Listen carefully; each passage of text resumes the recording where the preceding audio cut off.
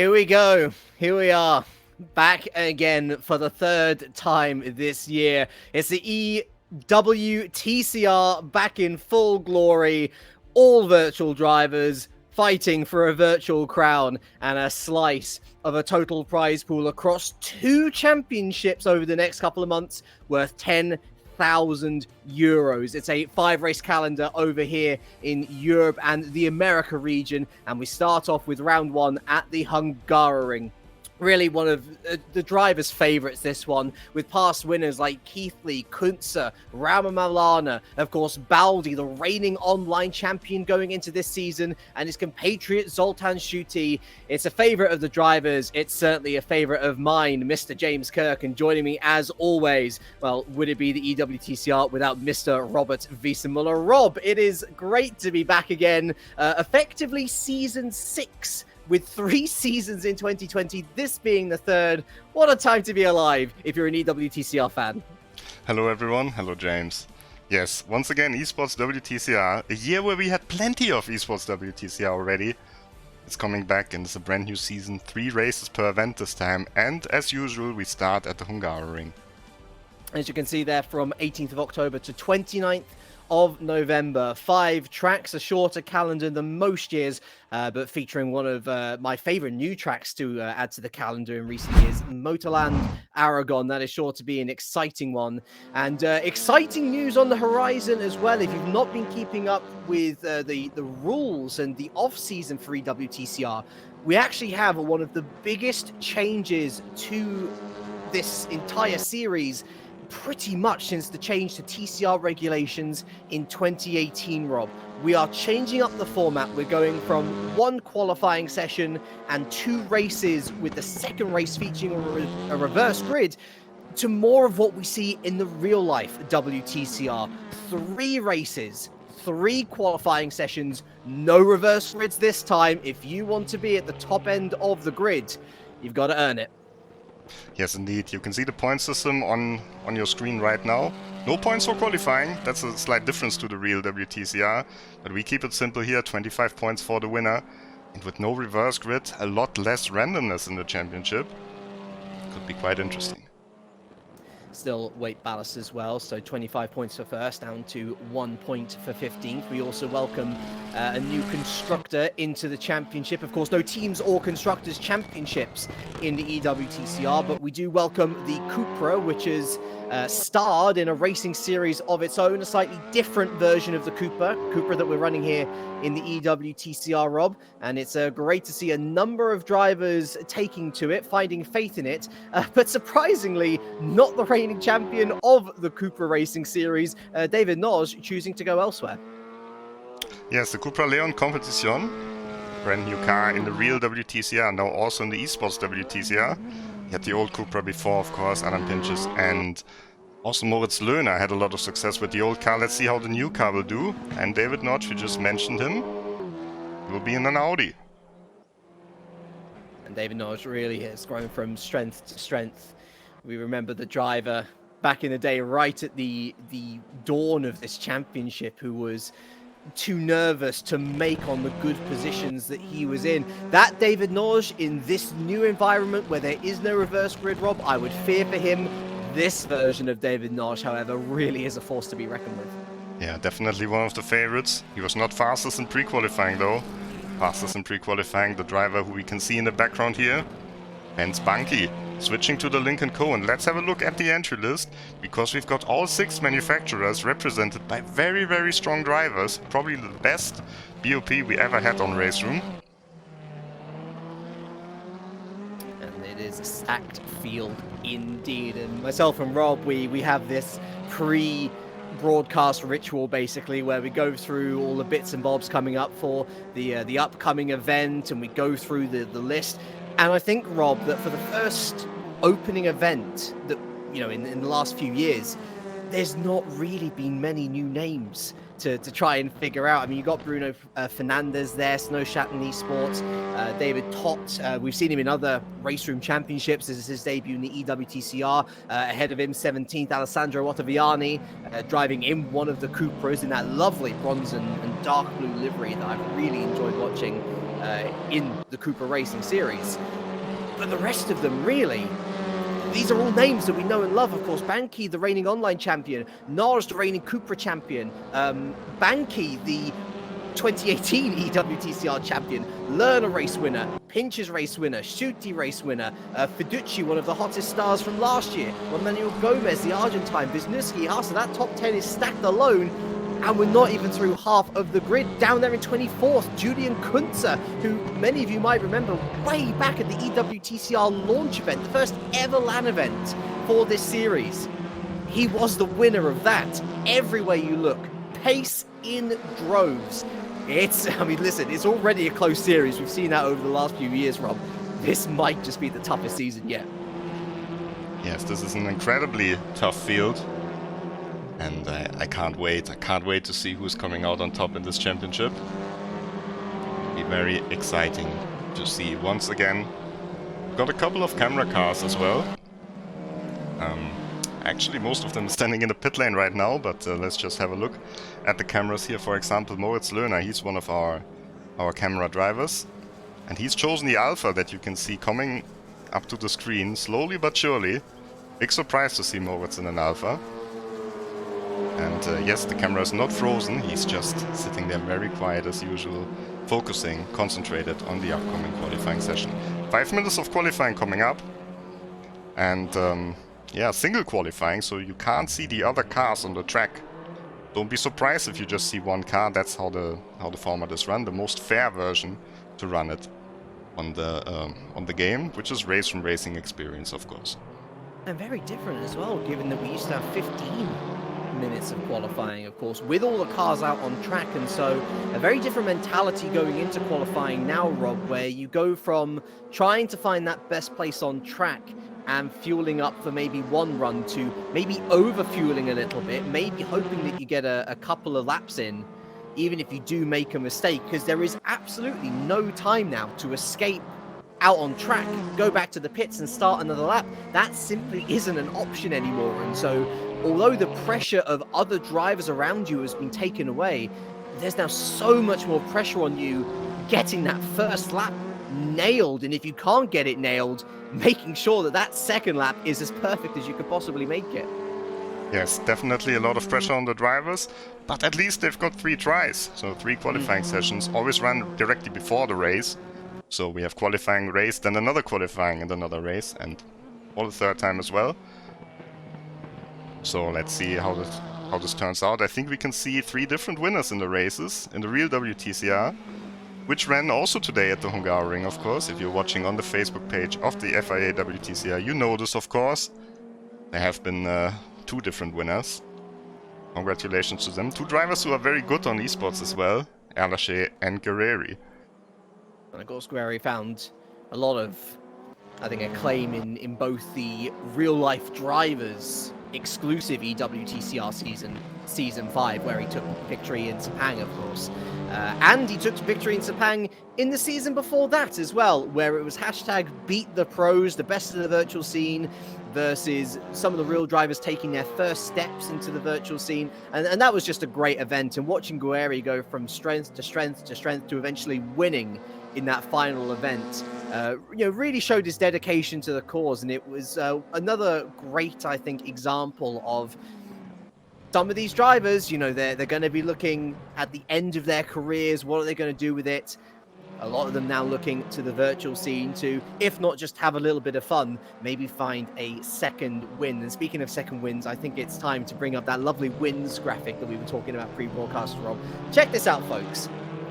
I did my research beforehand, but I didn't quite understand that, considering all of the seasons that have come before this one, that includes the first ever season of the EWTCC back in 2017. We're basically bundling that all in to the EWTCR timeline as it was. In 5 seasons, Gergo Baldi has accrued double the amount of wins than any other driver. 10 to the 2017 champion Alex Dorniden and the 2018 champion Bent Bunky. That is an astonishing stat and really goes to show. I mean, remember 2018, Rob, when we first changed to the TCR regulations, Baldy didn't exactly drop off the map, but he became okay. He went from race wins and consistent podiums to perennial points scorer, and then last year he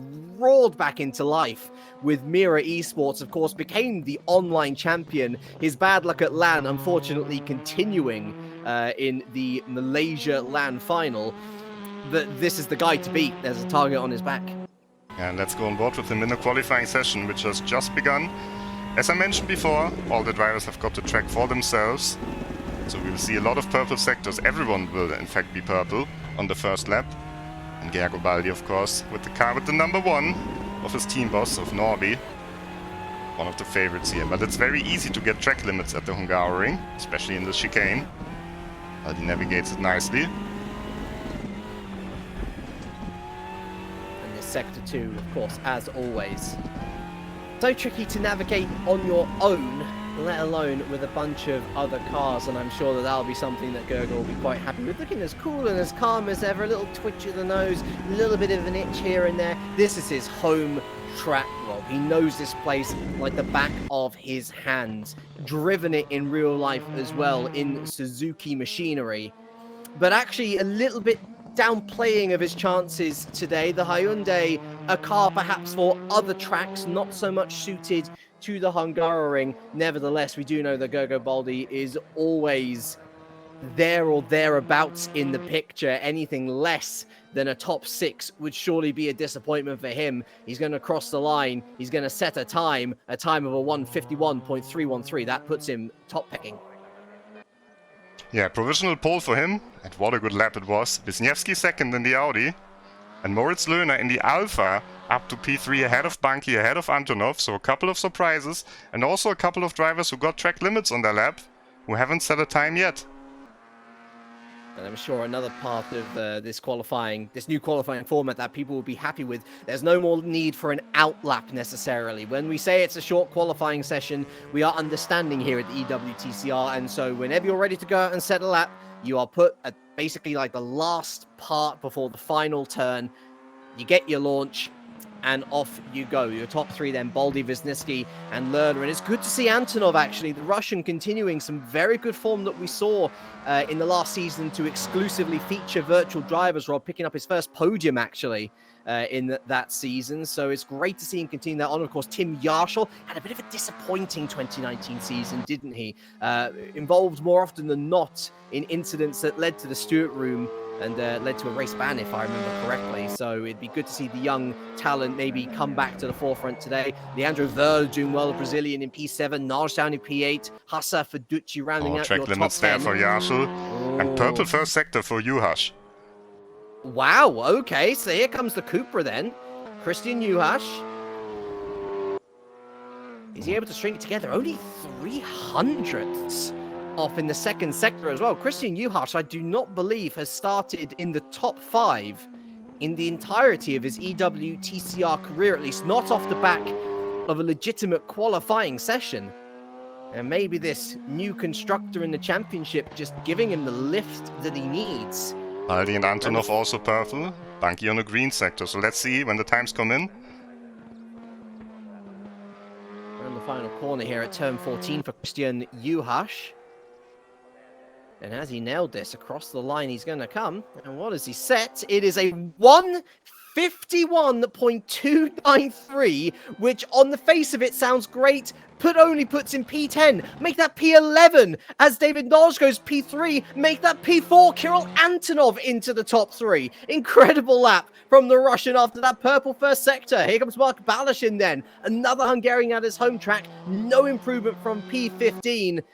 And, well, it is the same qualifying mercilessness that we've seen in the past, Rob. Of course, once that timer hits 0, that is it. And that means that Gergo Baldi, despite downplaying his chances in a very Lewis Hamilton-esque move, has actually taken pole position, clear by a 10th of Nikodem Wisniewski, and Kirill Antonov is going to join them in the top 3 places on the grid. What an effort. Yeah, Kirill Antonov in the top Lincoln Co. That's a big surprise. So we are getting ready here for the start of the race. Ben Spunky not happy with this qualifying for sure. All the way down in P6, so not a disaster for Ben Spunky, but by no means the qualifying that he was hoping for. Shout out to Leandro Berler for Snowschatten Esports, making it top 10. Christian Juhas, unfortunate to be P11. Schutte surely going to be disappointed to be starting outside of the top 10 as well. Remember, he won the reverse grid race at the last time of asking Zoltan Schutte. There's going to be no reverse grids here today, however, with this new format. Qualifying, and such a short qualifying session as well. That is the make or break for your starting position on the grid. And for now, these drivers, it's less about, can I make it into the top 10 and can I just get some points and hold on to them? 25 minutes ahead of us then. Oh, there's a car missing on the grid. Yeah, and that's one of the top 10 as well. Try and figure out who it is in due time, but the EWTCR Season 6 is off and away at the Hungaroring, race 1 of 3 this evening, and it is a lovely, clean getaway for Gergo Baldi, who's clear of Wisniewski and Antonov there in the Lincoln Co, the number 100 on the outside. He's briefly ahead of Wisniewski, who goes a little deep and actually cuts off Antonov, which allows, you can see they're sneaking through David Naj into P3. All the better for Gergo Baldi. It's clear and away into turn 2 and 3, well clear of Wisniewski. Naj going to hold on to P3 here. You can see Moritz, what a great qualifying in the Alpha for Moritz Lerner. Car much loathed in 2019, back with a vengeance in 2020. Behind him, Bunky P6, remaining pretty much in station. And look at Juhas there, who's made a good jump up to P10, ultimately benefiting off the guy who's missing in the grid. Yeah, Yashel is one of the guys who is missing. Oh, big contact there! That was Schutte into the side of Juhas. And now all the Hondas are all over him. Gomez there, Todd as well. There's Balashin as well, lots of contact into the chicane. And Juhas just about comes out in 12th position. Immediately on the attack again. It's David here. Oh, another Todd! Little bash there. Well saved from David. Todd is really congested back here. All started from that initial contact between Schutte and Juhas. I'm sure the stewards might be taking a look at that one early doors after the race has ended. And David Todd there going on the defensive now from his compatriot Mark Balashin and another compatriot in Adam Pinces. Attila Bushi as well, another debutant here today, another Hungarian, the latest prospect joining Mira Esports, the Hungarian Sim Racing Academy, of course, headed by Norby Michelish. The star product is out front though, Rob. It's Baldi who leads from Wisniewski Naj, Antonov Lerner, Bunky Verla, Viducci Hassa, and Schutte rounding out the top 10. Yeah, good start for the Audis. We're actually missing one of the Audis as well. Should be Supernek who's missing, and Wisniewski with the dive! What a move from Nikodem Wisniewski, so late on the brakes, caught Gergo Baldi napping. And you can see there's a little bit of overlap. But that is move done and dusted. Nikodem Wisniewski punchy. Aggressive stuff here from Wisniewski, but it paid off. And Lerner in the background made up a position as well. The Alpha, not the strongest with the top speed, but very strong under braking. And frustration, of course, of the Hungaroring. Not many overtaking opportunities around this track. Turn 1, if you're lucky. Turn 2, if you're feeling brave. Any other corner on this track. Some might say that the line between bravery and naivety is a little bit too thin and blurred to make the correct call. Over the chicane we go into sector 2 then, into turns 8, 9 and 10. It should be line astern. You can do some side-by-side shenanigans if there's been some previous contact lap. But none on this occasion for the top 10, who right now, at this point in the championship world, only 5 rounds on the calendar, remember that's 5 times 3 races per event. So that's effectively 15 races worth of points that you're going to be getting over the course of a season. As Lerner's going to dive for this one, every single one of these points is going to count. Nobody hanging around. Lerner is aggressive here, leaves him vulnerable for an attack from Antonov, who tries around the outside, should give him the inside for the final corner of the track. Oh, Antonov is still there. And that's nicely placed. Very nicely placed from the Russian. Good overtake. Now is he going to be able to capitalize off the slipstream from the 3 cars ahead, or is Lerner going to bite back the electric boogaloo in the waiting?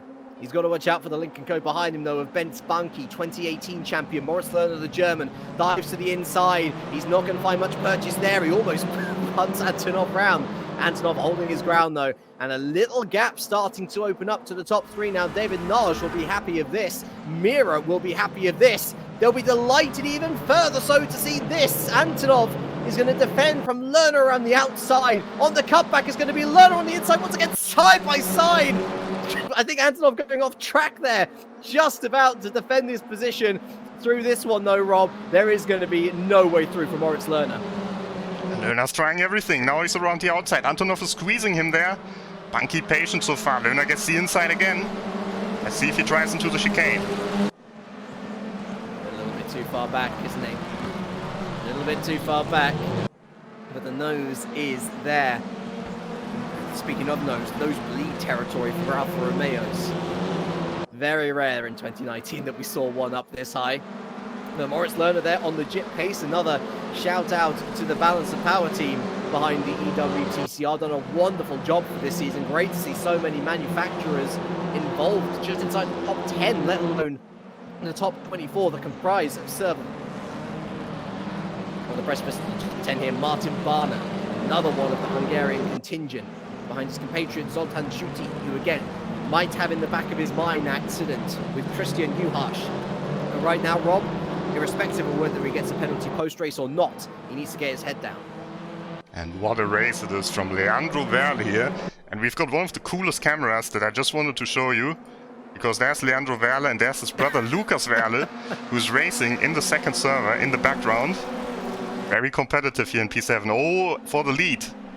Baldi's trying it around the outside against Wisniewski.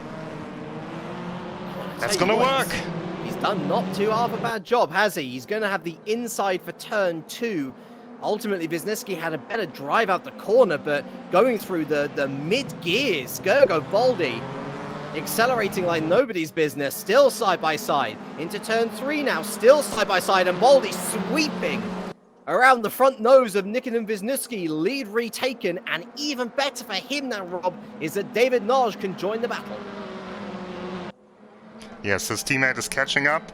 And the top 3 are gapping the field a little bit. Antonov under constant attacks from Moritz Lerner. Can't really find his rhythm at the moment. Lerner's looking once again.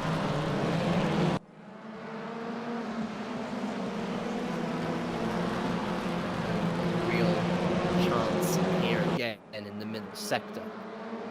Incredible to think that the entire field is still only separated by 13 seconds. The last of the runners, Rob, quite surprisingly, I would say, Julian Kunze. Yeah, I guess surprising based on previous form, but maybe this season not to his liking. Yeah, he was off the track early on. Behind Bruno Fernandes, very successful in South America and also part of the Snow Schatten team. But struggling a bit with the ping here, I think, Fernandes. Of course, racing from Brazil. Oh, Fernandes very wide. No way past for Julian Kunze quite yet. Just ahead of these guys, you've actually got another previous race winner in Norbert Leitner, but he was again one of these guys, Rob, that benefited off race 2 victories and race 2 podiums. And he's been able to stay relevant somewhat. But it smacks a little bit of another Hungarian that we used to know and love from the early days of the EWTCC, who kind of fell away from relevance a little bit as up front, David Naj is just about to take the lead of the race. Yeah. Well, we missed the overtake on Wisniewski. David Naj challenging. I think Wisniewski and Gergo Baldi got together there because David Naj was behind them. Even when they came down the start-finish straight, and then all of a sudden, he's challenging for the lead. So Mira 1-2 now. David Naj continuing to go from strength to strength in the EWTCR. And I think you are right, Rob. Unfortunately, not having the luxury of replays, but you can see just how much closer Kirill Antonov is in comparison to a lap ago when we were deliberately pointing out, hey, look at the gap that's opening up between the top 3 and the rest of the pack now. Kirill Antonov's going to be delighted with this. It means he gets just a little bit extra slipstream to help him defend off Moritz Lerner. The Alfa Romeo, not exactly the hottest prospect in a straight line. The Lincoln Co. definitely on the other side of that scale. Yes, and also the Hyundai got a good straight line speed. We will probably see it at the Nordschleife especially. But the Audi seem to be having the pace here in the race. The Audis used to be the form team when it came to straight line speed. If you go back to 2018, well worn by Jack Keithley, who got many a race win in an Audi. And 2 of them making up the podium positions right now. One of Mira Esports representation, one of Williams Esports representation. On board with Gogo Baldi, looking back to his teammate. And a reminder, no team's championship necessarily, but it doesn't stop the team tactics from entering the EWTCR. Stablemates, we like to call them. A lot of these guys will practice together, form the setups together, and tending to race together as well. Further back, Zoltan Schuti. Now under attack once again from Martin Varner. Well, sorry, attacking, I should say, Florian Hasser, my apologies. And looking to go through on Florian Hasser as well, who's been caught out just a little bit. And Zoltan Schuti, not exactly a clean move this time either, Rob, but certainly a lot cleaner than the last one, P9. Yeah, elbows out for Schuti. Up to P9, he's of course in the yellow car, teammate car of David Notch. We were surprised, we were really surprised when they took the Audi, but it seems to have paid off, and Hasser seems to be in trouble here. Yeah, Florian Hasser, who for so long was the man who would stay relevant but never get a win. He changed that in 2018, but he's getting bullied as if it's a school dining room. Florian Hasser almost maneuvered down to what could have been P13. And surely his tyres haven't gone off so early, Rob. Crazy fight in the midfield there. Todd, of course, in the middle of it, fighting with Gomez, who's out of position with Pinches. Or, sorry, Pinsesh, I should say, rather. Yes. We talked about this earlier. Oh, US in the foreground. Launching an attack. Doesn't pay off. They will need a couple new body parts for these cars for the second race. Plenty of contact in the midfield battle. Thankfully, of course, in these body parts cost money, which is part of why the esports scene is quite nicely by a few of these companies as well, no less Williams Esports, who has quite a large presence in the esports scene nowadays, about halfway through this race. And there's a Cooper diving down the inside, the aforementioned Chesh, who is in tough battle with 2 Hondas, Totten, Juan Manuel Gomez, the Argentine. You can see there the Lincoln Co. and Mark Balashin involved as well, an old head on those shoulders, Mark Balashin. And Adam Pinches, his boldness doesn't seem to have paid off too much. He has gained 1 position on Gomez, but Tot allowed to get 3. Yeah, Gomez is getting dropped here in this race. Surprising, because normally he's one of the quickest drivers in the series.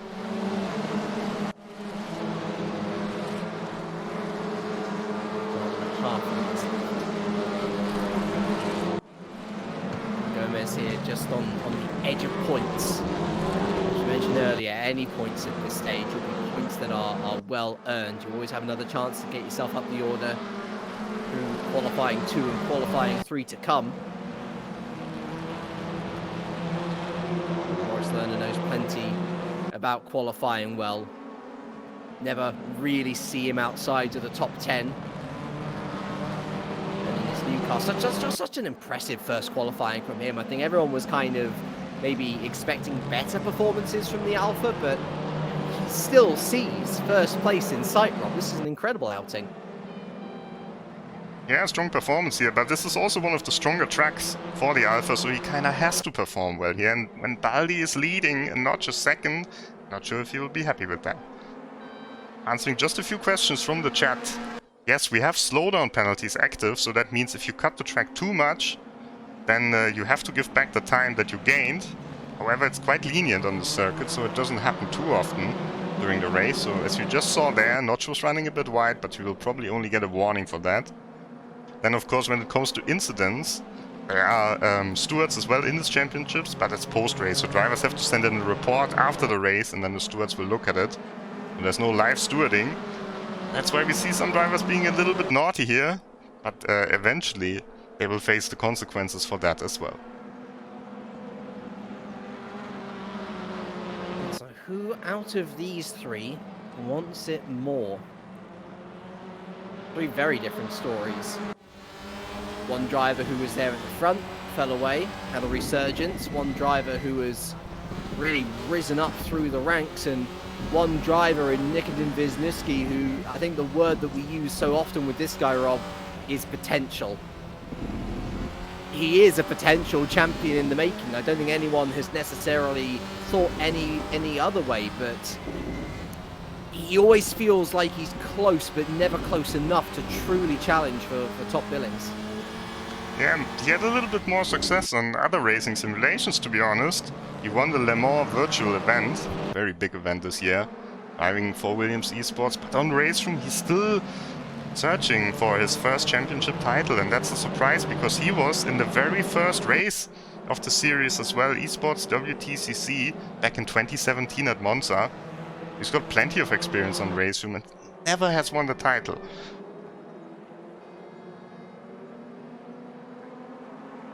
But this time I think he made a good choice with the Audi.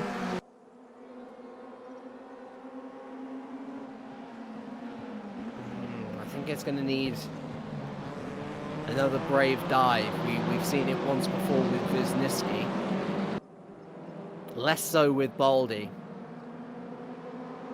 But there's only so many opportunities you can get in a season to catch someone napping, and it does happen more often than not in the first round of any championship, in the first race of any championship. Once that first round is coming on, it's to be expected that people are going to be on the ball. And again, a reminder just to say how close this championship is.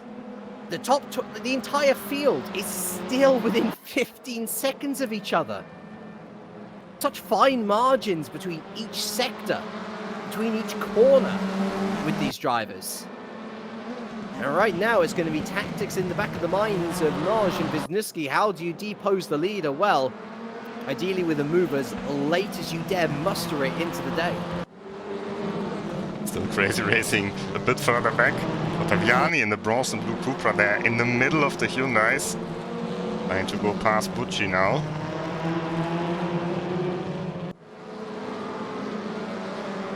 On the outside. Oh my goodness. Is he going to get this done as well? A bit of wheel banging.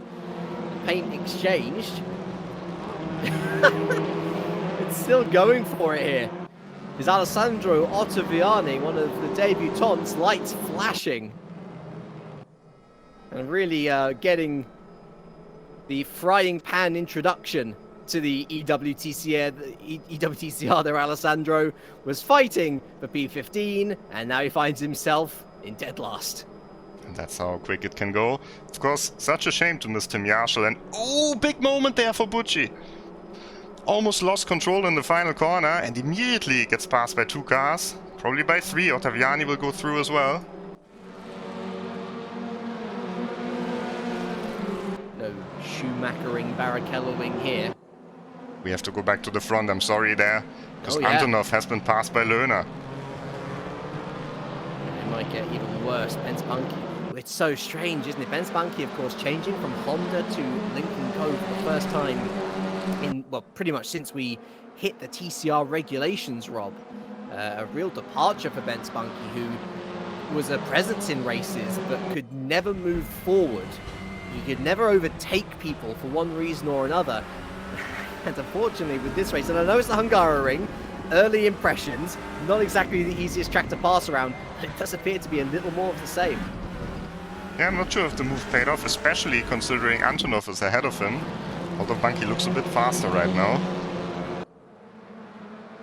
Bunky in the car with the number 12, with the blue mirrors. Antonov number 100 and black mirrors, so you can tell them apart.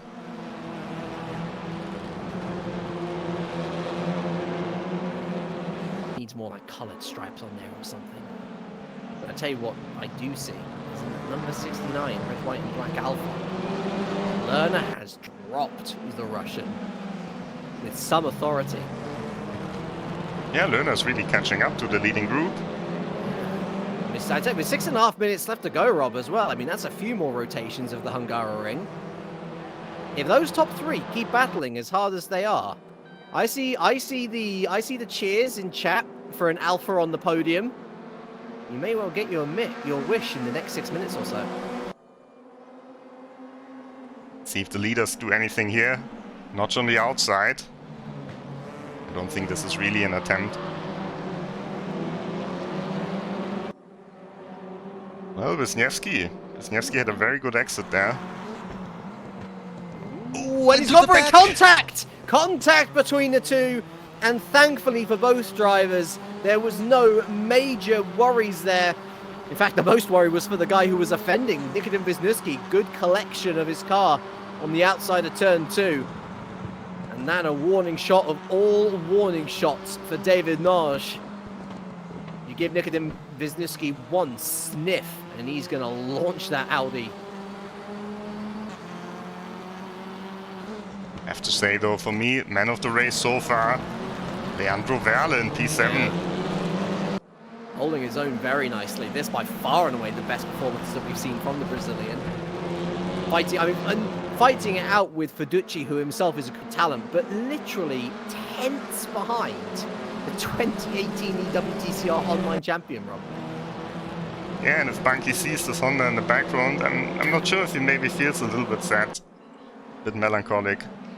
He could have been in this car as well. He was fastest in pre-qualifying, so he had the first choice for taking a car. He could have taken anything he wanted, and he opted for the Lynk, which surprised a few people. The Lynk was very fast in pre-qualifying as well, but still.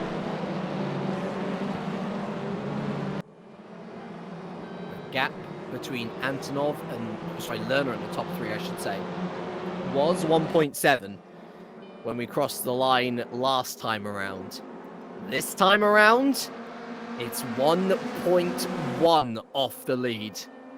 It's no longer a question of if he will join this battle. It's a question of he has joined this battle. Now, how much can he get out of it? Nagy launching an attack up ahead on Gergo Baldi. He briefly takes the lead. Has he gotten the better exit? Potentially, yes, but is it a good enough exit to fend him off through turn number 2? David Nagy are on the outside of the reigning online champion, Gergo Baldi. He's going to take it. P1 for David Nagy as Baldi takes to the asphalt area. Oh, what a move from David Nagy. Calculated. Well, let's see if Baldi has an answer for this move. Fantastic move from David Nagy. And also, let's hope that Baldi doesn't have a slowdown, because he ran very wide there on the exit. Into the chicane, no way through. Wisniewski closing up in the rearview mirror. Oh, mistake from Nagy. This could work for Baldi. Inside, but it's so difficult to overtake in this sector with good reason. He takes to the curbing. He just about stays within track limits. Gergo Baldi muscles his way back through turn 10. He's back in the lead by turn 11. And Moritz Lerner in that Alpha now no longer lurking, an active participant in this battle for the podium. Wisniewski also tried it there, but no way through yet. 2 minutes and 46 seconds on the clock. That's 2 more laps. That's 2 more laps. Gergo Baldi with a tall order, and look at how this battle is now once again Constantine at the field back together. It's no longer just Lerner. Look at the 2 Lincoln Co's behind there, and in fact the rest of the top 8. It goes all the way back to the Lincoln Co of Gianmarco Fiducci, the Italian. 8 drivers in with a chance of a podium and a win, Rob. This is what the EWTCR is all about. Oh, and Wisniewski just made contact there with David Nagy. Gives Baldi a little bit of a lead. Let's see if Lerner pounces now with the Alpha, with the car that is strongest under braking. Once again, contact there. Not just slowing down a little bit. Surely this early in the season, that's not going to be team tactics. Surely that's just going to be pure pace differential. Think about how hard he worked those tyres to get up to the back of Wisniewski, to get past Wisniewski, to get past Baldi. Is it possible that he's overworked them? Has Baldi managed this race better? And Moritz Lerner a chance to get an Alpha onto the podium. For Antonov, another chance to get a podium. For Bunky, a chance to redeem himself after a so-so qualifying. So many stories. Verla still in the picture, P7. Fiducci still in the picture, P8. One mistake from any of these guys, and the order could be shuffled. Everyone running a bit wide. Everyone trying to find this little bit extra as they come up to the final lap of the first race. From 15 this season. What a season it's going to be. Does anyone have an ace up their sleeve? Is anybody fancying themselves as a joker in the pack? We have plenty of royalty here in the EWTCR. Race wins are plenty scattered throughout the grid. It's the final lap of race 1. Buddy with a nice lead. Yeah, nice enough, isn't it? And good news to him is Wisniewski's eyeing up Naj into turn 1. Is he going to go for the cutback? No. He forces Naj to the inside, takes the tighter curbing. Lovely exit from David Naj. Moritz Lerner, I think, have got a better exit than the two of them combined. He's going to go a little wide, is Moritz Lerner, as is Wisniewski to cover off the Alpha. And Naj has plenty of room to cover off Wisniewski. All great news for Gergo Baldi, who exits turn 3 well clear. Now Lerner is on the attack. But this is a very fast corner. 4th gear in most of the cars. Usually no way through. And it's going to have to take... Antonov made a mistake there in the background. Yeah. Well, it's going to have to take at this point, Rob, a move that you imagine as a kid to try and make up a place or two here. It's just one of the natures of the Hungaroring. Monaco without the walls, they call it, as another mistake there. Potentially the two Lincoln Co's going to battle. Bunky fancies that P5, but he's not going to get it yet. That has knocked Antonov off the back of the top 4, though. I think you can rule the Lincoln Co's out. In fact, I'd probably say that you can rule anyone out from usurping Gergo Baldi unless he himself makes a mistake. Another mistake from Antonov, but again, able to cut off that curb exit and able to keep P5 for himself. Look at Verla fancying a little bit more as well. Final 2 corners. It's a procession from here, unfortunately, unless you've got a mistake ahead of you to capitalize on. Gergo Baldi is going to pick up where he left off last season. A puff out of the cheeks.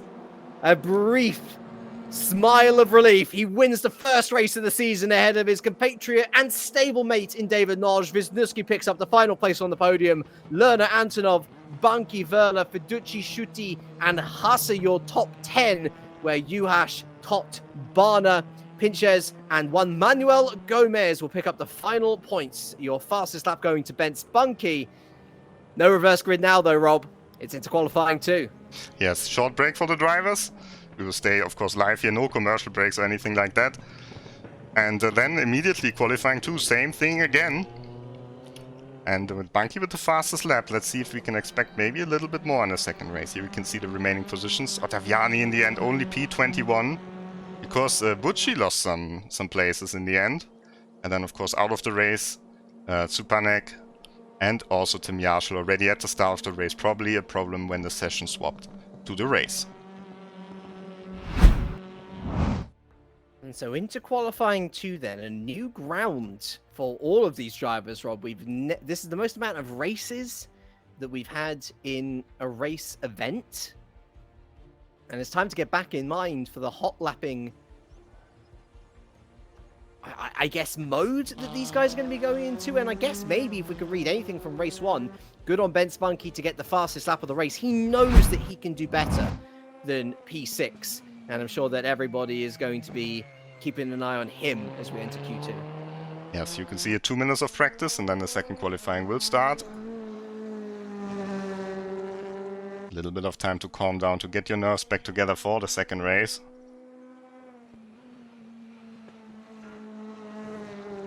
And let's take a little moment ourselves, Rob, to as well just analyse some of the better performers there. I think Antonov there, although he fell back, did well to hang with the top 5. Of course, Lerner carrying that great qualifying form into the race. Lovely to see the Alpha competitive this season. But what about Leandro Verla? What an effort from him. Yeah, fantastic performance by him, and really surprising as well. I think no one really expected him to beat the likes of Fiduci, to beat the likes of Shuti. But he did.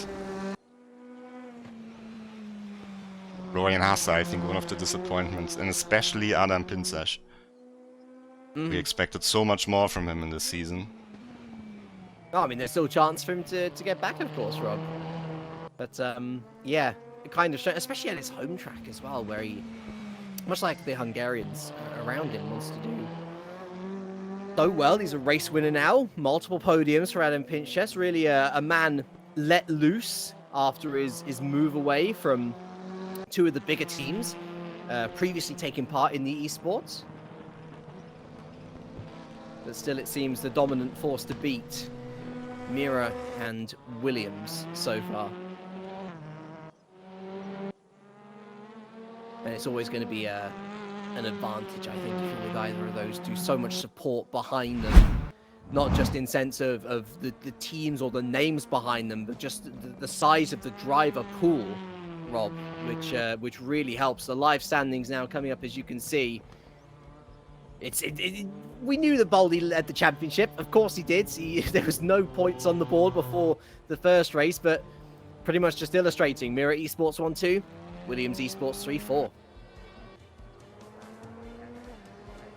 And we are into the qualifying session now, so let's go back into the game. This time maybe on board with Moritz Löhner. There's that 1:51.313. That was the pole time from Gergo Baldi in Q1. So we know what times we have to aim for, Rob. We've got a benchmark.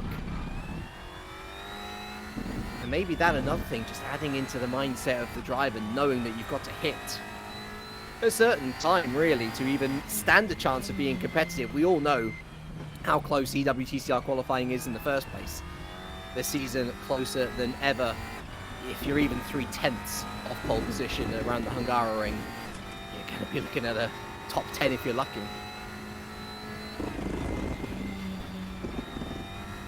39.198 in the first sector for Moritz Löhner. Maybe we can take a look at some of his rivals to see what they did in the first sector. 39.137 for Baldi. Also check on Notch. 203 only. And perhaps finally Wisniewski 229. So Baldi once again fastest in the first sector. I'll go on board with him now then. As he sets a 1:12.087. Of course, if you're new to the EWTCR, to racing in general, purple sectors generally denote the fastest on track. Of course, with RaceRoom and with this single car qualifying, it's a little less accurate. This is purple according to their session rather than to the second. Greens, of course, signifying a personal best sector. And let's see what Gergo Baldi can muster on this occasion. He's going to have one more bite of the cherry after this to see whether he can improve. It was a 1:51.313 in Q1, and it's a 1:51.230. Yes. Oh no, 1:51.308. Sorry, my apologies. The timing had the wrong time up. So it's a 1:51.308 for Baldi. And in up Q2. to second. Yes, yeah. Only 200ths off Wisniewski, only 500ths. Naj only 600ths off. Balashin up to P7.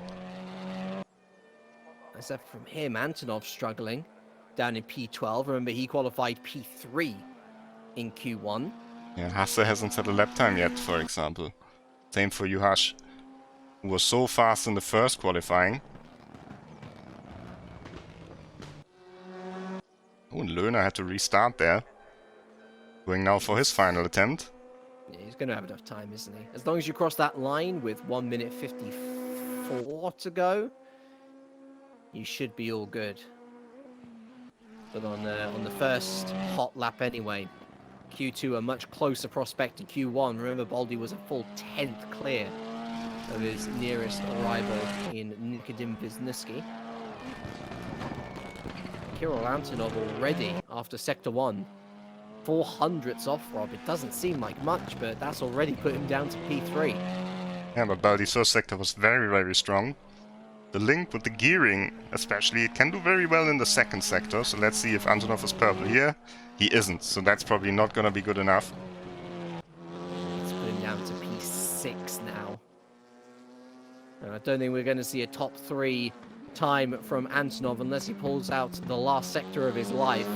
Leandro Verla as well, struggling in Q2. Not just in the pits. So that's also already one driver who can't improve. Pinches as well. And Balashin. Let's see Verle. He's on green sectors. No one is on purple sectors right now, at least as we can tell. Oh, Löhner goes on the purple sector. Just waiting for Verle to cross the line. Up to P10. Oh, there you go. Not too bad at all. And Ben's Bunky, that's better, isn't it? Slots into P3. Just shy of 400ths off Gergo Baldi. But Moritz Lerner here, it was a so-so Sector 1, but it was a purple Sector 2, as you would expect from the Alpha. What can he muster in Sector 3? Can he usurp Gergo Baldi from pole position as Kirill Antonov goes Daniel Tots goes P9. Lerner is not going to improve his placement. He did improve his time, but only by 6 thousandths. So it's a second consecutive pole position for Gergo Baldi, and he's going to be joined by Moritz Lerner. And Bent Bunky in P3, a much better effort from him. Yeah, close qualifying once again. And Gergo Baldi, he's just so good. He's just so consistent. Once again with a stunning performance from him. That was his first lap as well. Yeah, just his first lap, and immediately puts the time in. Does everything that he needs to do. Let's maybe take a look at him here before the race as he's preparing. And just looking back at the live coverage to see what the ultimate delta was. Down to P22, covered by less than 8 tenths. Now that's close. Around a 151 track with this many corners. Oh, I love this series. I love this series to bits. And we don't just get this race next, but we get another. 25 minutes back up on the clock. Race 2 is underway. And a different prospect to defend off this time for Gergo Baldi. This time it's an Alpha and a Lincoln Co. A Lincoln Co, mind, who's had a pretty decent start. Ben Spunky already ahead of Moritz Lerner. Baldi is going to be clear into turn 1. But off the line, Moritz Lerner trying to fight back with the undercut through turn 1. Everyone just shaking and making their way to try and establish some dominance as we head down into turn 2. But this surely is going to be Ben Spunky's. No, look at that lovely turn in from Moritz Lerner, but he's been shuffled to the outside. And as they head through turn 3, it's advantage Ben Spunky. He's up into P2. And it's especially advantage for Gergo Baldi, who's got a big lead once again. Pretty close in the background there. Wisniewski side by side with the number 55. That's Adam Pinches. Much better qualifying from him on this occasion. Danny Tots as well with a pretty great qualifying up in P8. Balashin is a whole Hungarian contingent there ahead of Tim Yarshall, who we're pleased to say has been able to take part in this race. He's currently P9. And who's struggling? Well, Kirill Antonov was outside of the top 10. Oh, and that's a Lincoln Co. That's Antonov. Into the barrier, and it is Antonov after such a great start. Curse of the commentator within seconds, and Antonov is out of this race. What a shame, and it also answers the question from the chat. Do we have a damage model? Yes, we do, and Antonov there can't continue with this broken car. Juhasz as well with another disappointing qualifying down in P23 as things stands. Now last of the runners with Antonov's retirement. And as was the case in race 1, Rob, Gergo Baldi's lead has dissipated over the course of the lap. Absolute madness down here outside the top 15. Norman Leitner looking in his rearview mirrors, wondering whether to be excited or scared at the prospect behind him. Look at all of these guys. It's the rest of the field battling for supremacy. But the man who is supreme at the moment is Gergo Baldi. He leads the pack onto lead 2 with Banky Lerner, Noj, Wisniewski and Pinches. Pinches, your top 6. Lerner's going to try and retake P2 though. He's going to battle all the way down to turn 2. But again, that Lincoln Co, we've seen it have some pretty decent gearing, as you mentioned in qualifying too, Rob. And it's the same story as lap number 1. Yes, he gets good purchase around the outside of turn 2, but he can't hold a candle once we reach turn 3. Good close racing here, even closer in the midfield. Shooty in P11, fighting with Martin Barner in a grey Audi, who's having a decent event here. And David Todd right in front of them, debutant in the Esports WTCR, having a strong debut, but he's right in the middle of all these close battles.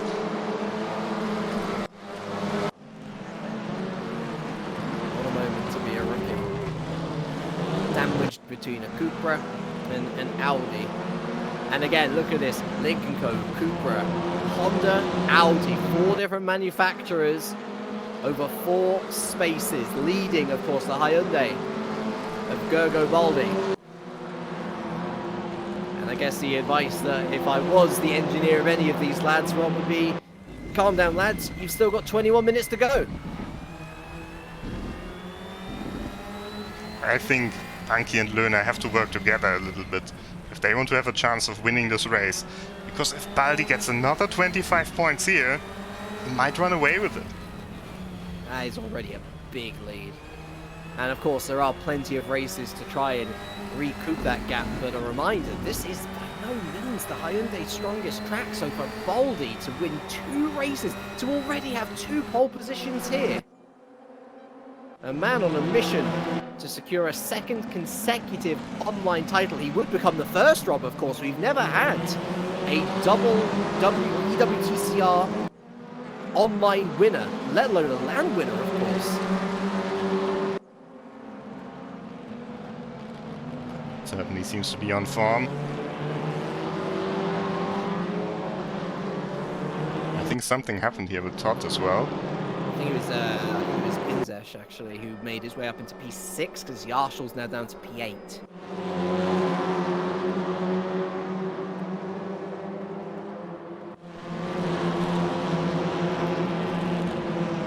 And I noticed that did I miss Benz Zupanek being part of the crew for this race?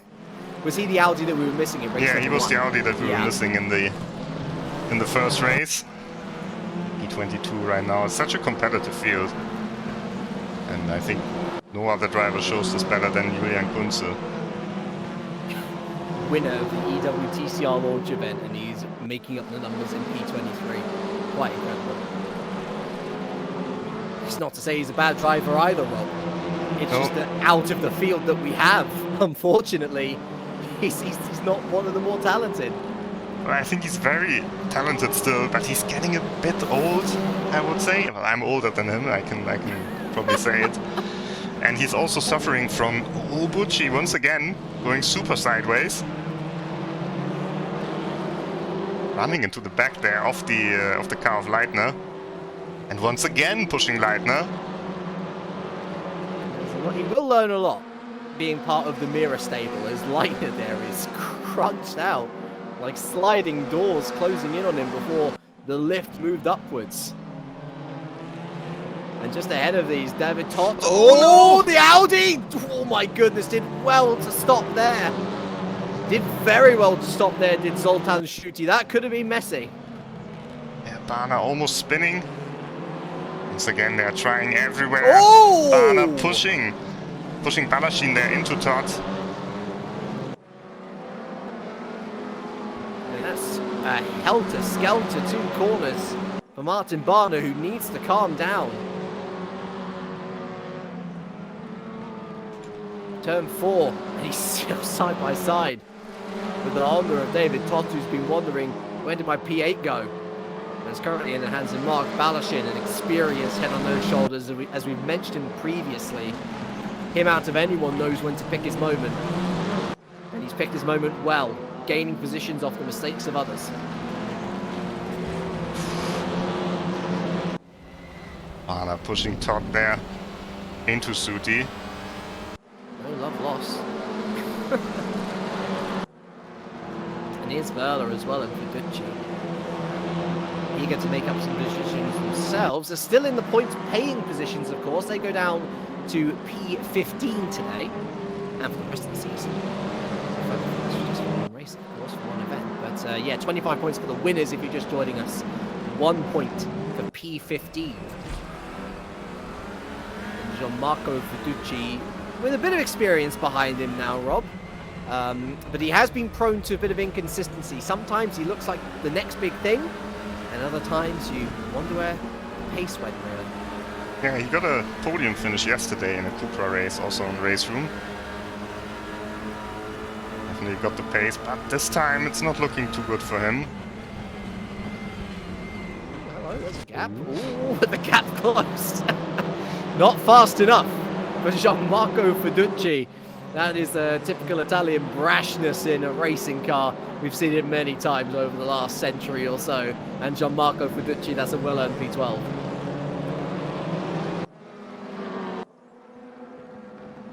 There's a massive gap in the middle of the top 10. I think it's between Pinsesh and Yarshel. Yeah. Something must have happened there. Well, I think that Yarshel really escapes the, what should we call it, the Hungarian hubbub that's going on right now. The four cars scrapping it out as if their lives are on the table. Yarshel sort of scurried away from that, but that is part to play. Yarshel was a part of that, and hence why he's 4 seconds behind Pinsesh. Yeah, it's quite an explosive midfield. I wouldn't be surprised if we see the first drivers with the qualifying ban at the second round at the Slovakia ring, which will happen in exactly 1 week, by the way. It's week-by-week action here for Season 6, or the official 2020 season, whichever way we want to look at it. Unfortunately, the last Hungarians down in P21 here. Ben Zupanek battling out with experienced rider Tiladine. That still looks pretty young, but he's done plenty of seasons already on RaceRoom. Still time to grow. Behind the bronze and blue Cupra of Alessandro Ottaviani, another Italian rookie here. Behind him, of course, the massively experienced Julian Quinza. His compatriot up in P3 here, Moritz Lerner. And as much as Baldi has looked unperturbed in this race, Rob, that gap has been worryingly close for him. It has never escaped more than a second. And there's still 15 minutes left. I'm wondering whether we're going to get a similar story to race 1. Yeah, just about half a second right now. You can see a bit of understeer on the car of Iago Baldi there. We expected that the Lynk might be a bit faster in qualifying, but might also hit the tire problems a bit earlier. But it seems to be the other way around. Yeah, because if you think about the battle between Bunky and Antonov last race, the only reason that they really dropped off was because they started to squabble between themselves.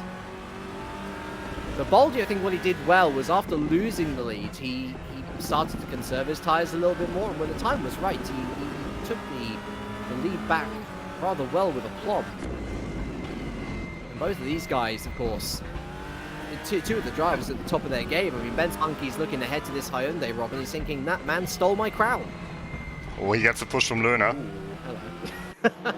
Jolt to the suspension there as Moritz Lerner reminds not just Bent, but also us, the commentators at you at home, that he is indeed still part of this battle, and actually looking pretty good for it as well. The Audi of David Noj behind him, and he's going to want to get his skates on, because we know that David Noj will be quite fancying his chances of another podium here today. And it's surprising for me that Lerner is driving so aggressively. Once again goes into the back of Bunky there under braking, sends him wide. And look at the gap that Baldi gets because of it. And you know, that's all caused by Lerner, not just in the sense of the contact, but the movement that he made mid-corner was enough so that he slowed down and held up David Noj behind him, prevented him from getting the undercut. And so, yeah, that has completely helped Gergo Baldi. And there goes that gap for the first time. Over a second. It was brief, but it was there.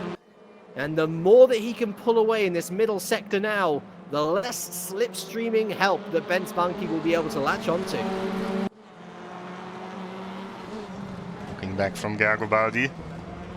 And Bunky just has to defend all the time now.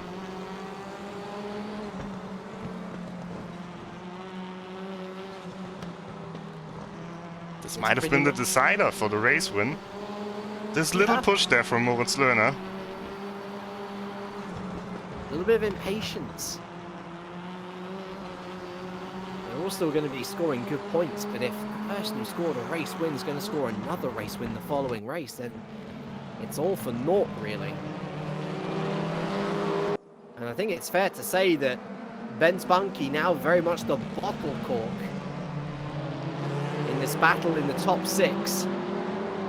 And with 12 minutes left on the clock, something tells me that Lerner is going to quite fancy his chances down into turn 1, no matter how much room Bunky gives him. Onto the home straight. There's Benz Bunky, 1.1, sorry, Garibaldi, 1.1 clear of Benz Bunky. Lerner choosing to go to the outside. He's going to send it around the outside. Bold call.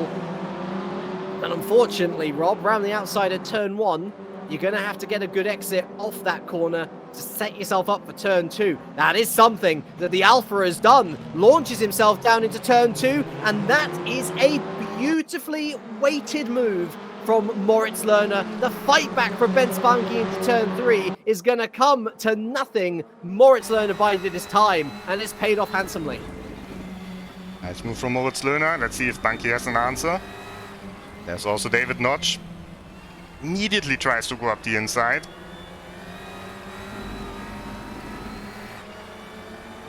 Nice close up of the grill. Just to remind you, it's Link and Co.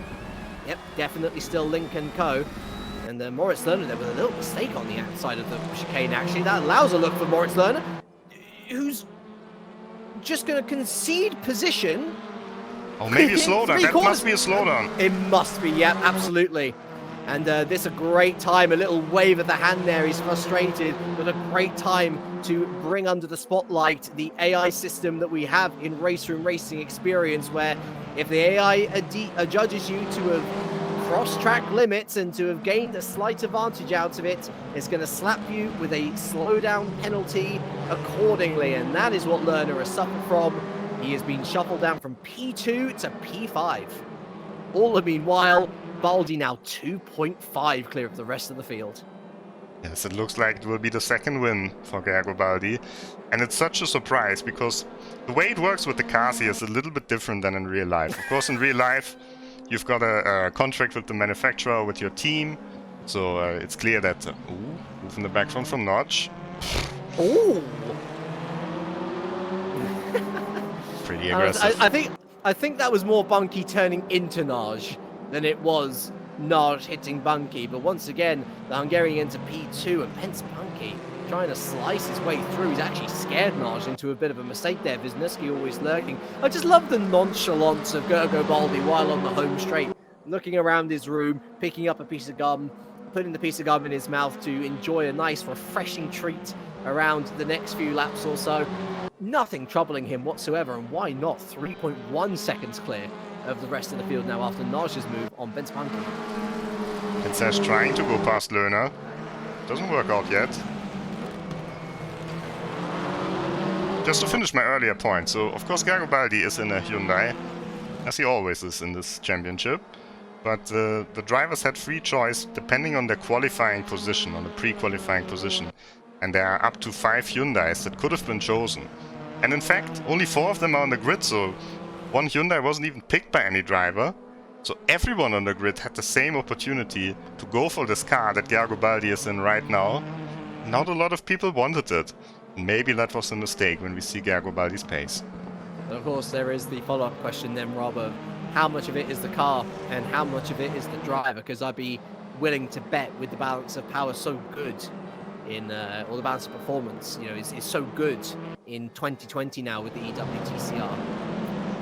Baldi's just in a new realm of his driving capabilities. We're seeing not just someone who has come back from mediocrity to become a race-winning star again, but someone who's not content with that, somebody who wants to go on and absolutely dominate this championship. That's the drive that he has, and it's wonderful to see. Still battling going on in the midfield, the final point currently being secured by Bruno Fernandez in P15, but keep in mind Benton Superneck there just 2 seconds behind. But of course, the big money points up here as Moritz Lerner's Alpha briefly takes flight off the curb. And he's lucky not to lose that one, remains in P5. The pressure still oncoming from Adam Pinsesh, who's going to maybe look for an undercut through turn 4. No cigar. No way through yet. But a much better performance for Pinsesh. And this car will shine in the, at the next race at the Slovakia ring. A lot quicker around there.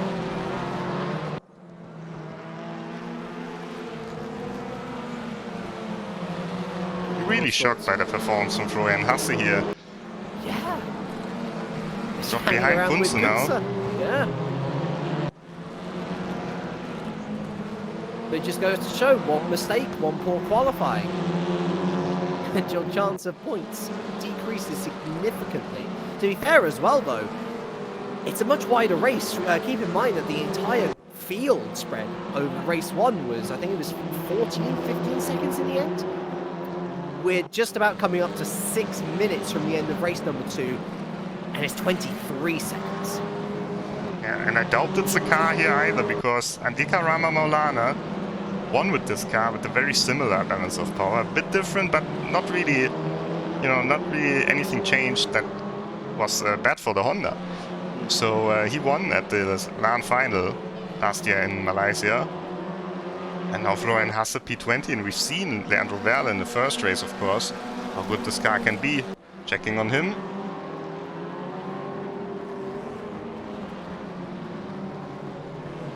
And actually, it's a good time to pick up this point, actually, as we enter crunch time for race number 2.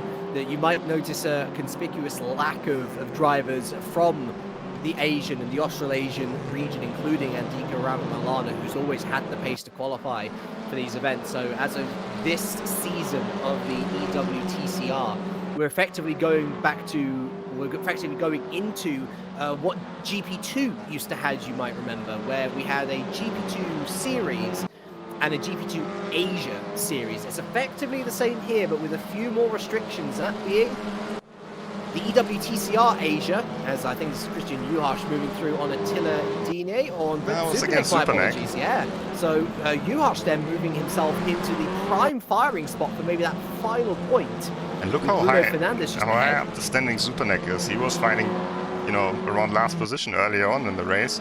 Yeah, he's had a good comeback.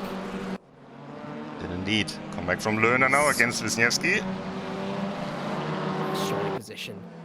That's surely position. We're going into the penultimate corner here.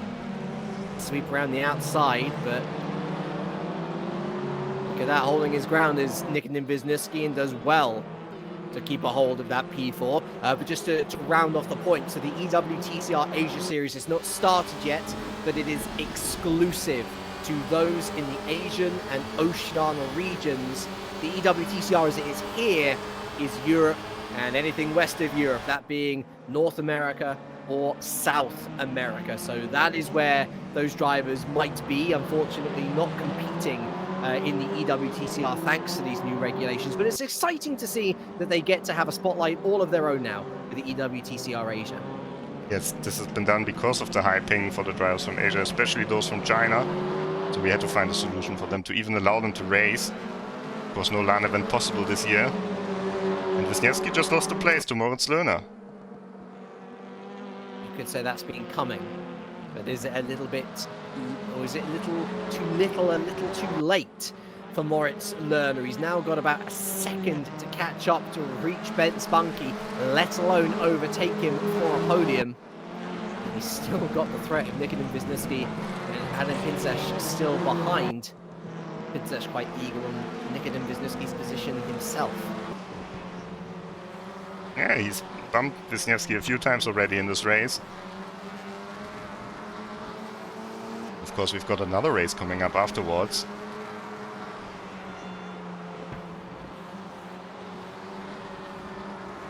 Corner from Wisniewski.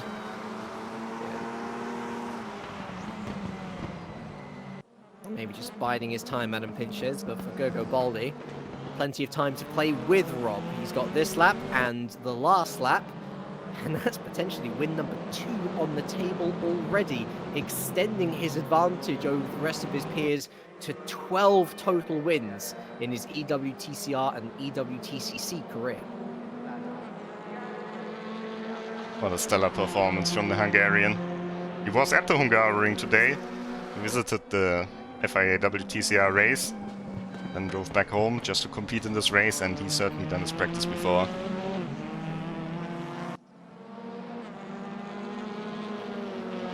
And one of the nicest guys you can meet as well.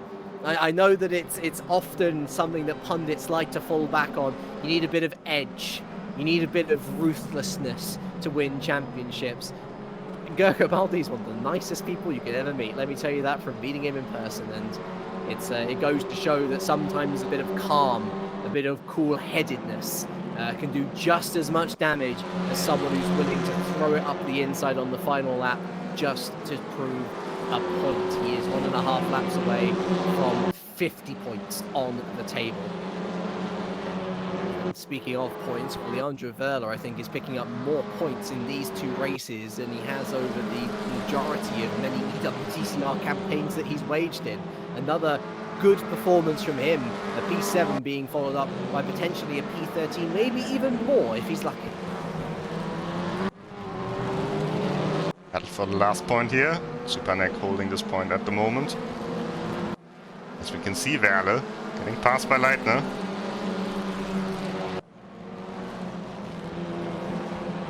Distinctive white rim wheels there of Norbert Leitner as he pushes Verla off track. I'm sure that Leandro won't be too happy with that. He's going to sweep around the inside here. Look at him go into turn 12. And if he was pushed off circuit, Rob, then I think he had every right to hold on to that position going a little bit off circuit through turn 12. Good work from him. Just behind the manic Hungarian battle here. Todd squeezing his way through, but Bana always pushing Todd a little bit. These two have some history from the Hungaroring Esports Championship. Drove into each other a few times there. Martin Bana's had a pretty crazy race. A couple of hits here and there. Very squiggly moment down to turn 1. Well, he's navigated turn 1 for the final time in race number 2 at least. And back up to the front. Well, David Nagy has closed a little bit on Gergo Baldi, but I wouldn't blame Gergo if he's just in cruise control right now. So much time to play with ahead of his compatriot, let alone the remainder of the top 6 that remains in his sights. And I wonder if Moritz Löhner will try something on the final lap. He's not really haggling Ben Spunky. He tries to close up on the braking here into the chicane. Again, that's a good exit. And I've got to ask whether Lerner's perhaps burned through his tyres a little bit more than the others around him. It would have been frustrating to get that slowdown penalty. With the podium so close, he'll surely be saying, that should have been mine.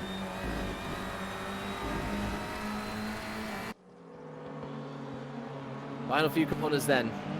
And Moritz Lerner is going to have to be a last corner lunge if he is to take this P3 away from Ben Spunky. I think David Nagy feeling pretty comfortable as well there in P2. But up front, 2 race wins at 2 times of asking. There is not much more that Gergo Baldi could do apart from maybe eating an ice cream on his way to the finish line. 2 pole positions, 2 race wins at his home track for Gergo Baldi. Nagy and Bunky make up the rest of the podium after a slowdown penalty. It's Lerner 4th, with Wisniewski, Pinsesh, Yarshall, Schutte, Balashin, and Tot rounding out the top 10. Bana, Feducci, Leitner, Verla, and Juhas there pickpocketing the final point from Bence Zupanek. Kirill Antonov, the first retirement of the season, the only retirement in this race. David Nagy with the fastest lap, but that is 50 points for Gergo Baldi. What a start to the season. Yeah, stunning performance. Mira Esports 1-2 here. David Nagy in second, and Ben Spunky, he will feel like there was more possible in this race. Probably a bit angry with Löhner, who finishes 4th in the end, recovering well from his slowdown penalty. And despite all the craziness, good to see the Hungarian contingent scoring across the board. Schutte Balashin Tot and Barner all picking up their first points of the season. Tim Yarshall, after the disappointment of not starting race 1, nice recovery drive, kept himself clean and out of trouble for P7. And a really good effort from Christian Juhasz there to rescue a point from the jaws of defeat. Bent Zupanek, after a great recovery drive, he started near the back of the grid, remember. He's going to be feeling aghast, perhaps, at what has happened over the course of that race. But there is, of course, one more chance now, Rob, to potentially get some points on the board. It's into qualifying 3 for the first ever race 3 in the EWTCR. Yes, and if we look at the results, actually both races have been very, very similar in terms of the results. So Baldi, Notch and Löhner finished in exactly the same position as they finished the first race. So yeah, let's see if Baldi can make 3 out of 3. The clean sweep. Qualifying or pole, win, pole, win, pole, win. We'll forgive him for not getting fastest laps. It's on the cards as they have 90 seconds of practice, a little breather, before we head back into qualifying mode for the final time today. And now it's going to be interesting for Baldi, isn't it, Rob? Because ultimately, the only pressure that he's going to be putting on, or the only pressure that's going to be on him, rather, is going to be him putting pressure on himself, I think, because to have had such a good start to the season, you'd forgive him for maybe not getting pole position or maybe not getting on the podium this time around. But I guess this is what makes him one of the best drivers in the esport at the moment. He wants to be the very best driver that he can be.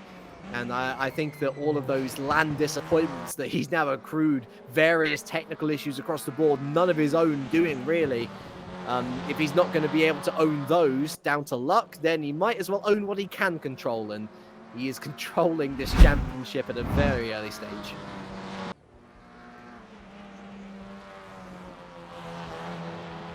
Updated standings then.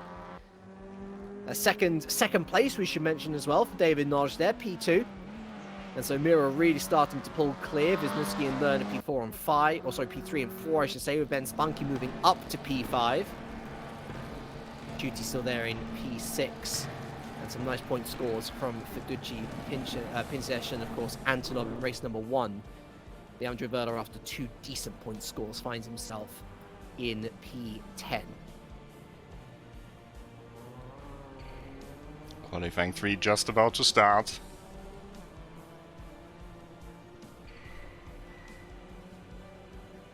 Waiting for the game to switch into the qualifying session, taking a bit longer than we anticipated perhaps. The drivers are ready and waiting. Attila Dina still on track doing some practice laps. All the better for those who might have had a little bit more hectic race. I think Kirk Baldi up front, who really just looked impervious as the race went on. Here we go then, Q3. Another 5 minutes up on the clock. Are we going to see a 151.2? I think that's going to be the personal challenge of every driver on the grid. A reminder that the entire grid last Q session was under a second, splitting all 24 drivers. So any extra elements that you can find around this track, it doesn't matter if they're hundredths, it doesn't matter if they're thousands, that is enough to gain you a position in this field. And we start with Nikodim Wisniewski, who has been a perennial threat, has led one of the races, Rob. Oh, big cut from him there, and immediately he abandons the lap. Starts another one, that's allowed here of course on RaceRoom. Let's see what the other drivers are doing. Gergo Baldi, 31.1. 39.1, there we go. I was going to say that might be his best first sector of the day. Hasse as well. Oh yeah, that's pretty decent, isn't it? Only 200ths off. Hasse will be disappointed. Oh god, yeah, I mean, for someone who we were expecting up to be in the podium picture, he's not even looked anything like the driver that we saw over the last couple of years. a third chance or a second chance at redemption, really, after the disappointment of the first qualifying session and first race. It was a 151.313, followed up by a 151.3 dead, there or thereabouts. What can Gogo Baldi and crew muster up this time? Across the line, Florian Hasser is going to set a 151.3537, sorry. Oh, there it is! There it is, Rob. A 151.257. And the scariest thing about that is that Ben's Bunky is threatening to go faster. Only 6,000s off in Sector 1. 1,800s quicker in Sector 2. It's a purple Sector 2 for Ben Spunky. What can he do in Sector 3? Can he usurp Gogo Baldi for the first time today? No, he can't! He lost so much time in Sector 3. 700ths off Baldi in the end. Nars slotting into P3. Antonov with a much better time to see him in P4. Schutte currently rounding out the top 5. But what an effort from Gogo Baldi on his first lap again! Great performance from Gogo Baldi. And the other drivers must be thinking, what can we do to stop this man? Unbelievable time. Nikodem Wisniewski here crosses the line. Goes P6. 2.5 tenths off the pace. Behind Schutte by 1,000th. I wasn't kidding when I said that every 1,000th counts. And Gogo Baldi's threatening to go even faster. Another half a tenth up in Sector 1. Oh, Löhner goes into third position, and Löhner is done now. No more laps coming from him. He clattered across turn 4 in the chicane, Gogo Baldi. I wonder whether that's lost him a bit of time. No, he's going even faster. Martin Barner as well. What a good effort from him. 22 thousandths off in Sector 1. Quicker in Sector 2. That's the fastest. Well, I think that was going to be the fastest Sector 2 before Gogo Baldi said about his business. He's almost a 10th up on his own time. Gogo Baldi, in a world of his own, both literally and metaphorically, in this qualifying session where there is no one around you to ruin your lap. Martin Barner, a little wide on the final corner. Where's he going to slot in? He's going to slot in P8, but Gogo Baldi crosses the line, and it's a 151.246. He actually lost a lot of time in that final sector, but it's still an improvement. Schutte up to P6, then Jaschel and Leitner up to P8. Iducci just slots in 9th position, and David Notch, one of the few guys who's still on a lap. Bunky as well. Limited time. Once that timer hits 0, that's it. David Notch, is there any improvement? Yes, it is. It's a mirror front row. As things stand, only 500ths off, or 5,000, yeah, 500ths off Gogo Baldi, who does take every single pole position. The Mirror Boys are threatening to get 1-2 in every race at the Hungaroring. They could not have hoped for better, Rob. 1 and 2 in the championship, 1 and 2 in the first 2 races, and 1 and 2 again. Gogo Baldi and David Notch. What a performance it is. As we get ready for the 3rd race here at the Hungaroring. Bunky 3rd, Lerner 4th, Antonov starting inside the top 5 again. Leitner with a great effort, P8. Wisniewski down in P12 though, Rob. Honestly, the biggest disappointment in Q3. Just could not get it hooked up from that very first lap that we saw. He had to restart. Yeah, this will be quite a challenge for him here to get through the field, as we've seen how frantic the midfield can become. Lots of Lincoln Co in good position. Plenty of history in the making in the EWTCR. It happens every season, but we have a format history breaker today. It's race 3 on race day in the EWTCR for the first time ever. And is it going to be the same story down into turn 1? It is such a clean getaway from Gogo Baldi. He's nailed qualifying every time. He's nailed the start every time. And he's going to lead into turn 1 every time. Oh, contact further behind though. The yellow Audi and Lincoln Co there getting into squabbling with each other. I think that was Schutte and Antonov, yeah, who's down to P7. Bunky and Naj filing in behind. So Bunky's actually gotten ahead of Naj in the open corner melee, and that's going to be slightly worrying for Gogo Baldi, who might have hoped for David Naj to be a bit of a rear gunner, although I don't think David Naj at this early point in the championship would have been fancying that role very much. Lerner fourth, Yarshall up to P5, a great start for him, so Antonov really one of the biggest losers, down to P7 from a P5 starting position, and Wisniewski's lost ground as well, he's down to P15.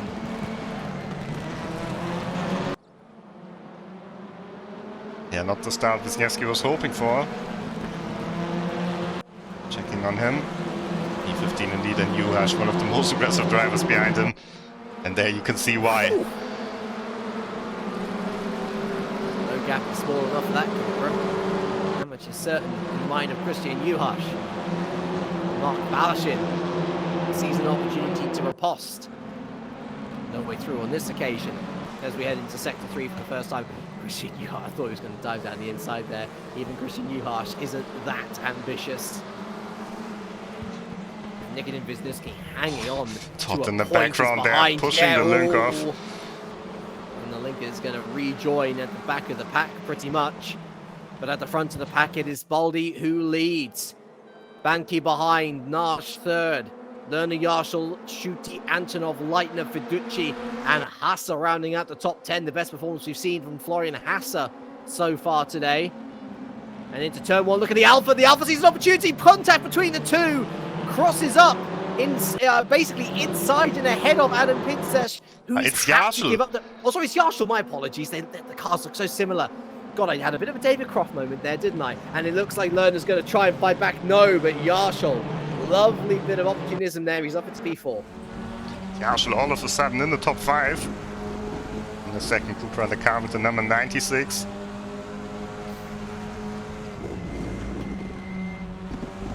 All over the back of David Notch. And let's see if Mira is working together here, because if Notch attacks Ben Spunky early on, this might give Baldi the lead once again that he needs. It's quite funny to think, isn't it, Rob, actually? This has just crossed my mind as we've gone on board with Tim Yarshall.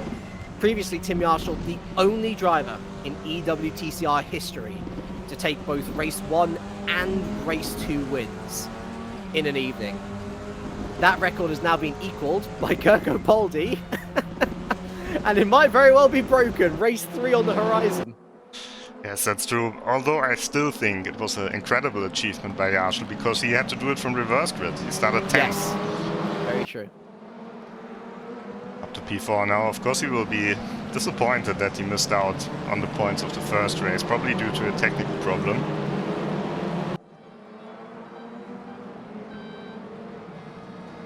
See him up and about in the top end of the field, and really the biggest takeaway from 2019 from Tim Yarshall was he had to adjust his racecraft. He was such an enigma in 2018, able to pick out these race wins, including that Shanghai double win, so impressive as Rob mentioned from a reverse grid position. But 2019 was checkered with incident after incident, too aggressive, getting flustered. But he was still a young driver back in 2018. He's still a young driver now, to be fair, Rob.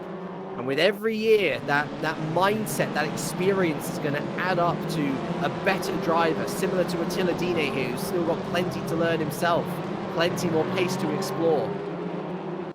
And I hope for Tim Yarshall that the second half of 2020 will prove to be a breakthrough year for him again, much as Gogo Baldi had one off year, one off season. Maybe the same can be said of Tim Yarshall. Now he has to defend against Lerner. I think Lerner has the better car for this track compared to Yarshall, because he can make overtakes, he can brake later than any other car. It's the heavier version of the Cupra that you see in the Cupra Racing Series. Just to be clear, it's not exactly the same, and that possibly we can only imagine behind the decision for the reigning champion David Naj not to go with the Cupra. Morris Lerner just hassling him, nagging him at every corner. Go faster, go faster, go faster, or I am going to overtake you. That is an inevitability, not a possibility. That's what I'm sure that Maurice Lerner would be hoping to think anyway, because Zoltan Schutte is looking as competitive as he has done all evening as well, up there in P6 and looking very strong. Yeah, and Schutte is a driver that you don't want in your rearview mirror because he's just menacing. He's a driver who drives very close to your rear bumper, who attacks, you know, who just has sort of a presence. He's a very similar driver to Alex Dorneden, our 2017 champion. Now you can see why, you know, he's looking on the inside, he's not really going for the move, but he's forcing Lerner to think about him. That was a lock-up from Schutte, actually, who had to stamp on the brakes to fall in line. Antonov there looking, P7, forces Schutte to the inside line. Or with Zoltan now, who of course won race 2 here at Hungaroring previously, from a reverse grid position. And that was a really bad corner exit. Yeah. To be fair though, he's lucky that it's the Hungaroring and not any other track though, Rob. He might be punished. Robert Leitner looking good as well, going from strength to strength to strength throughout this evening as it happens. Verducci P9, still P10. Varner, Pinsesh, Wisniewski, Gomez and top the rest of your point scorers so far. We are missing a driver, unfortunately, from the grid as we're down to 23 again. Aggressive from Antonov. A bit of contact. All's fair in love and racing. I'm sure that Schutte will be feeling that's penalty worthy. It might be too place worthy as he forces Leitner to the lawn mowing efforts so the car can endure throughout a race weekend. Leitner is completely sandwiched in there as Verducci throws the Honda of Florian Hasser off the track. He rejoins, and it's pandemonium at the end of this lap as we enter the final sector. Verducci down to P13. Wisniewski benefits the most. He's up to P11. Barner up to P9. And Leitner gets away with it. And it was all started when Schutte was cutting across Leitner there, forcing him on the grass. Everyone caught up, everyone trying to go for the same piece of tarmac. And Verducci, the big loser here, aggressive now against Pinsesh.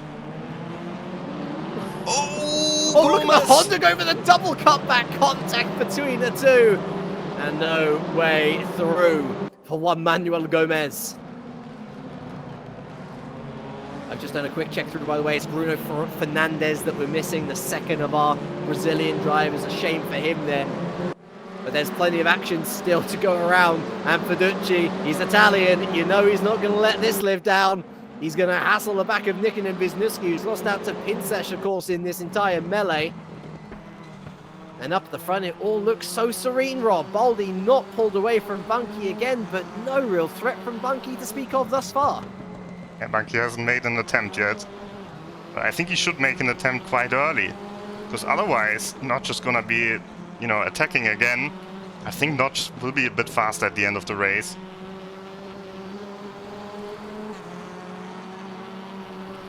Sooner rather than later, surely the order of the day for Ben's Bunky. But again, it's these Honda problems that he had last season, Rob. Might it just be a Bunky problem now? I don't want to say it's fear of overtaking, but he has shown an aptitude for patience himself, Bunky. He tried to get a bit muscly in the midfield last season, and rightly so, because he had plenty of people attacking his position, but it's about moving forward, up the grid, in these key positions, which has really eluded him for the last year or so, and that trend looks to be continuing. Yeah, but also this time, he's not quite close enough to even try a move. Seems like every time on the corner exit, Baldi is just pulling away a bit. Over 15 minutes left to go. 10 minutes gone in race number 3. The first ever race number 3 in the EWTCR is up the inside. That's Maurice Lerner looking at Tim Yarshall, and that looked a little bit too easy for my liking from Tim Yarshall. It might have just been an outbraking maneuver. He could have just not seen Maurice Lerner coming, but Maurice Lerner was offered the position on a plate, and he was going to eat it up. P4. I think Yarshall doesn't quite have the pace here, so maybe he's better off when Lerner is leading the train, when he gets the slipstream. Because Antonov not too far behind. Leitner having a good race, still in P8, despite his little off-track moment earlier on.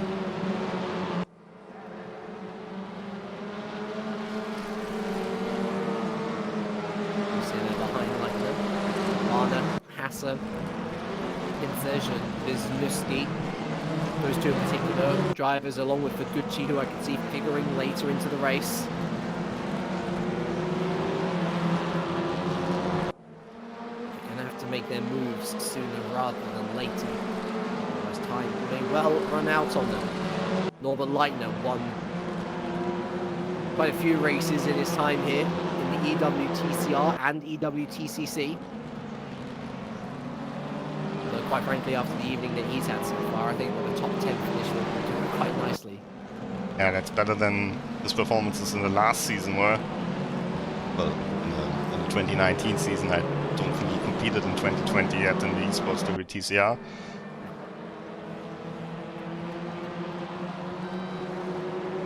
It's looking a little bit better actually for Zoltan Shuti and Kirill Antonov, I think. It's also looking better for David Notch against Ben Spunky. Against two blue Lincoln Coos. No luck for David Notch. By the looks of it, no luck for Zoltan Shuti either. As Kirill Antonov remains in P6. Maybe another look into turn 2, no. Kirill Antonov calm around the outside. Once again providing that bottle cork effect that we've become accustomed to with the Hungaroring. And once again, Rob, it's a Lincoln Co that's at the top of it.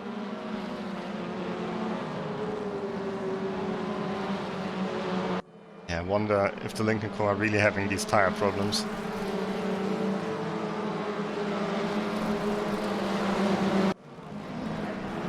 Can still go the pace. Actually, I think he set the fastest lap out of all drivers on the server, 51.6.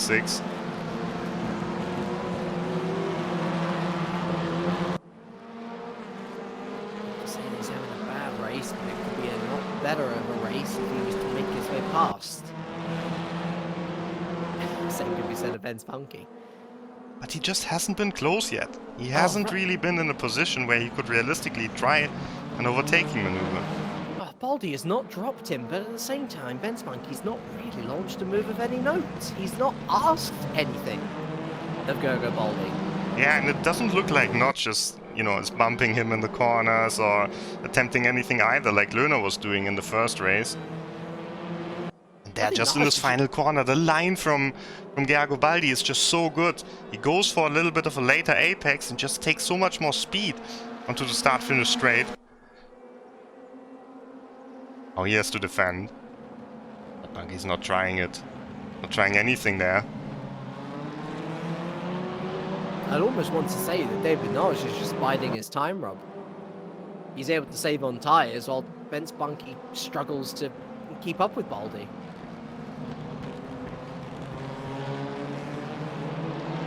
And I think what Bunky really needs is some chaos here. I think he needs to try something on Baldi. And that's, he has to hope that Notch goes through, that Lerner catches up, Lerner and Yarschel driving a bit more aggressive than the top 3, at least in the past 2 races. And then he has a chance to win the race. But I think like this, he's in a very unfortunate position with 2 teammates. Doesn't look like teammates. Of course, one is a Hyundai, the other one is an Audi. If you watch normally only the FIA WTCR races, you would say, why should Michelish and Berton work together? But they're in the same esports team in Mira Esports. So Ben Spunky from Red Bull Racing Esports, pretty much on his own in this championship. He's got over 10 minutes to make it worth it. Podium is good. After the evening that Gergo Baldi has had, it is not good enough. And perhaps figuring into this picture sooner rather than later, Rob, is the 2 cars that have just gone wide there in our picture. Moritz Lerner and Tim Yarschel still within 2.5 seconds of this lead pack. And that's what Lerner did there. That's the kind of stuff that can give you a slowdown penalty. Once again, Bunky with the earlier apex just doesn't get any speed onto the start-finish straight. He's feeling the need to go much more defensive, Gergo Baldi. That's his one move. He's now got to stay over on this left-hand side of the track. Right-hand side as we look at it now, coming down to turn 1. He breaks late, Ben Spunky, but again, there's no look, really. He peaks, and then he decides, Maybe I'll go another lap. Oh, mistake from David Notch. Too late on the braking. And now Lerner will be there as well. Lerner is now on the slipstream. And the slipstream, that's what the Alpha needs. It doesn't have any straight line speed, but it's very good on the corners. And once it has a slipstream, it's probably the fastest car. And I don't think I've seen so many Esports WTCR laps without contact. So let's switch to this Rob, battle in the midfield. I was going to say, I think we've been looking in the wrong place, Rob. I've been looking at the lower part of our timing table, and it has been all over the place. Currently occupying that final... against Todd. That was kind of clean. That was very nice, yeah, Julian Cruiser. That's P18. Still not a point. Pushing back there. Yeah, that's it. You'll forgive Kunze for going over chicane. I don't think Todd and Balashin are friends. I don't think they are either. Oh dear. Ooh. Well, that's cutting off your nose despite your face, David Tott. Balashin and Dina there, watching brief.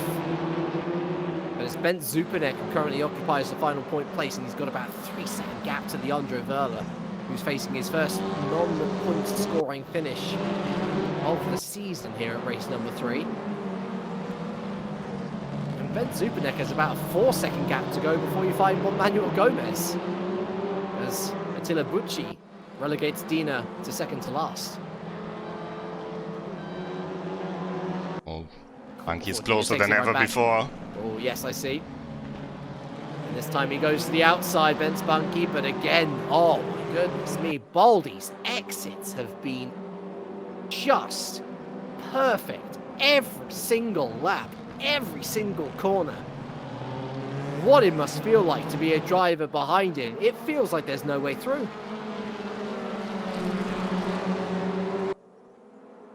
But you can tell there's a bit of reinvigoration here in just the body language that Bent Bunky is exuding.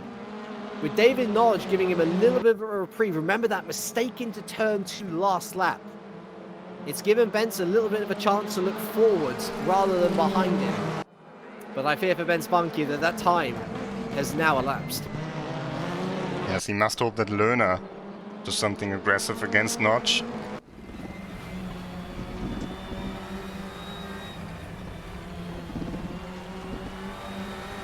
Left, right. Left again, followed by another right. Gotta keep your eyes and ears about you around the Hungaroring. Every single apex hit matters. And Moritz Lerner knows this. It's why he's been able to catch up to the leading trio. He's dropped Tim Yarshall somewhat, who appears to have maxed out on his pace. Oh, and there we go. That was the push I was talking about that happened to Bunky in the first race. Just costs David Notch so much time. Now Lerner, he's got the Baldi line nailed down there. Very good exit of the corner. I think he can try to go for a move at the end. Because his car, the Audi is quite good under braking as well, but the Alpha is just supreme on the brakes. Notch defense. Yeah, you see Lerner can go alongside and contact again. Tim Yarshall a little too far back to capitalize.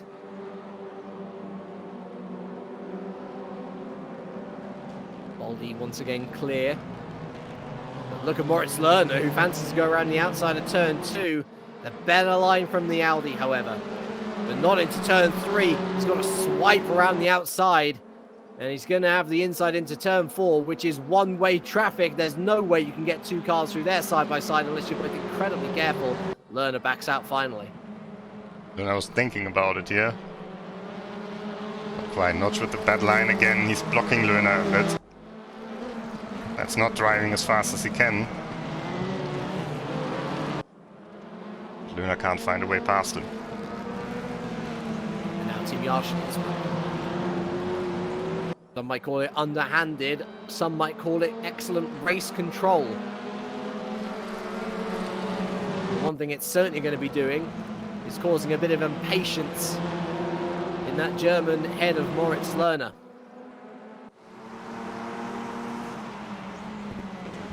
And he saw a little gap there into sector 3. The third to last corner, always a temptation for the drivers. However, I think We know and Moritz knows that the best chance to overtake is always into turn 1 around the Hungaroring. Almost pushing David Noj around. But that's a nice exit from David. How much is it going to help him, however? Behind Tim Yarshall lurking. There you can see the rest of the pack behind Yarshall, lurking, watching, hoping that there might be a car spiraling out of control. Moritz changes to the inside, but there's no room there.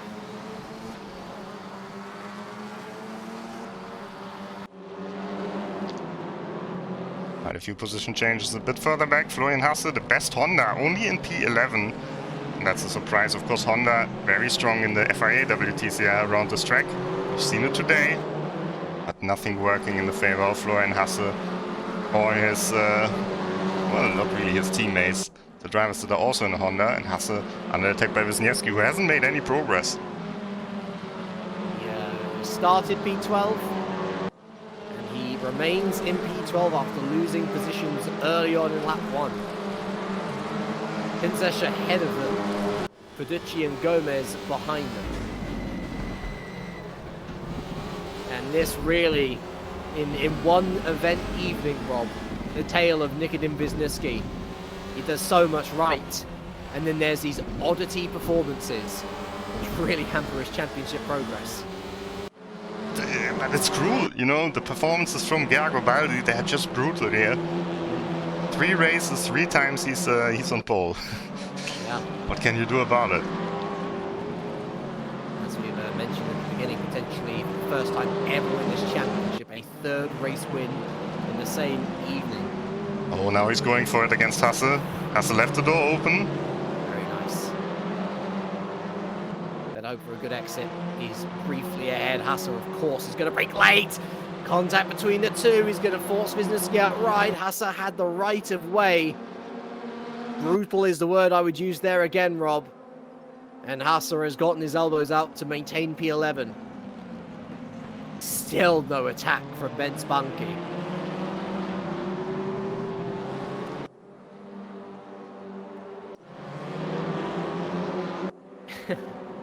And back to Zoltan Schutte, who still hasn't got past Kirill Antonov, who himself has had a really good defensive performance. Schutte looking for the cutback, nothing there.